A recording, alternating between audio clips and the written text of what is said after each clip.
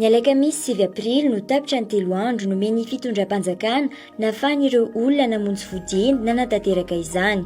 Misy noho izany ny tapitra nataony Charles Rakotonirina, mpanolontsaina teknika avy eo amin'ny ministeran'ny fitaterana, ny fizahantany ary ny toetrandro mahakasika ireo fiara sy olona nianga avy teny Andohatapenaka nandritra izay 3 andro izay. Raha ny tomobile nianga teto amin'ny teto Maherin'ny resahako zany izay toerana nendreketako dia tany amin'ny manakaiky ny 700 tany zany ny fiara nianga tamin'ny andro voalohany, ny andro faharoa teo amin'ny 700 dia nidina taty amin'ny 230 zany. Zany hoe nisan'ny fiara zany nianga teto amin'ny Makita amin'izay 3 andro zay dia 545 teo zany. Raha nisan'ny olona nandeha koa zany dia proportionnel amin'izay.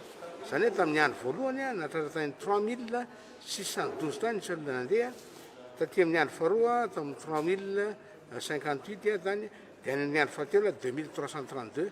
Zany hoe 9000 mahery zany nisan'ny olona nianga teto tao anatin'izay 3 andro zay. No marian'i Charles Rakotonirina fa njotra regionaly no tena betsaka olona niondrana. Tsapa fotsiny zany zao hoe le olona makaty amin'ny regional, zany hoe aty mareko manokana ohatra hoe Tsiromandidy dia tena be olona be misy tao satria tsy ampy mihitsy ny tomobile makany Tsiromandidy nandeha nakany nitondra ny olona zany, dia voatery zany tsy maintsy naka renfort amin'ny sampitatotra moa zany hoe misy zany tany amin'ny coopérative hafa voatery nangatahana anao an'izay sotro zay mba hahafahan'ny olona mandeha zany. Ho an'ireo fiara avy any ivelany Antananarivo nigadina teny amin'ny GARA Andohatapenaka indray dia nanambary ity mpanolontsaina raha teknika amin'ny ministeran'ny fitaterana izay tompona andraikitra misahana ny teny Andohatapenaka fa tsy manana natotana isan'ireo tonga izy.